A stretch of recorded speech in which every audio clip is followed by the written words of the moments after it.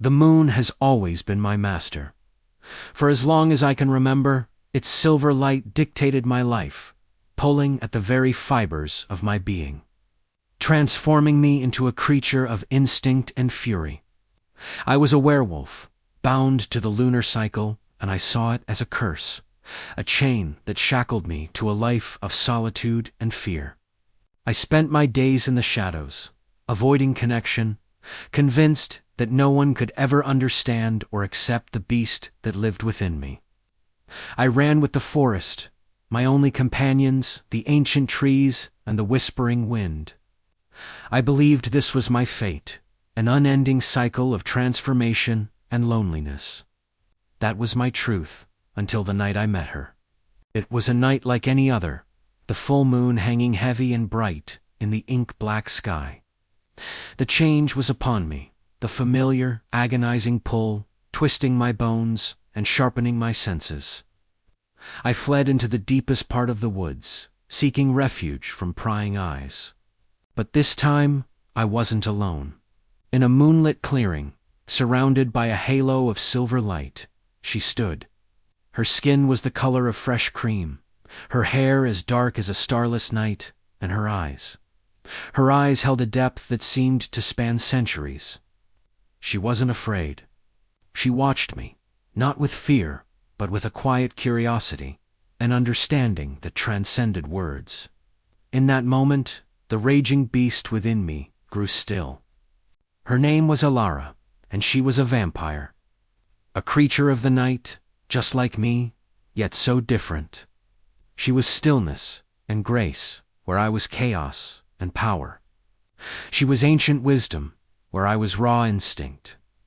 We were born from opposing mythologies, destined to be enemies.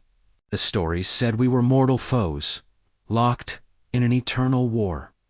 But as we began to talk, night after night, under the silent watch of the moon and stars, those old tales faded into irrelevance. She told me of her long life, of the sunrises she missed, and the people she had watched turn to dust. I told her of my own torment, of the loss of control, and the fear of hurting someone I cared about. She didn't see a monster. She saw the man beneath the fur, the heart that beat with a desperate longing for connection. With her, the forest didn't feel like a cage. It felt like our sanctuary. The moonlight wasn't a trigger for my curse.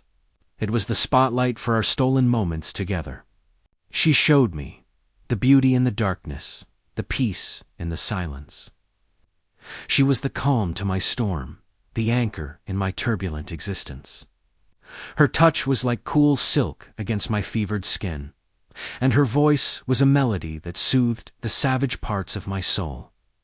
I found myself falling for her, completely and irrevocably, a werewolf in love with a vampire. An impossible, beautiful love. And that's when I realized something profound. For my entire life, I had prayed for a cure. I had begged whatever gods were listening to free me from this lunar bondage. But now, looking into her timeless eyes, I understood. Suddenly, the curse didn't feel like a curse at all. It felt like destiny. It felt like the very thread of fate that wove my life into hers.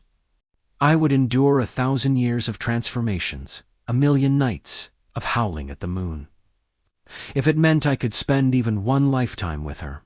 This supposed affliction is the reason I found my everything. So let the moon pull, let the change come. I am a werewolf, and I am in love. And for the first time in my long, lonely life, I wouldn't have it any other way. This curse is my blessing, because it brought me to her. And as long as she is in my life, I am not cursed. I am complete. Thank you so much for watching and sharing this journey with me.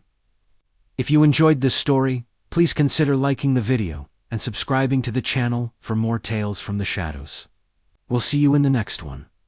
Keep your eye on the moon.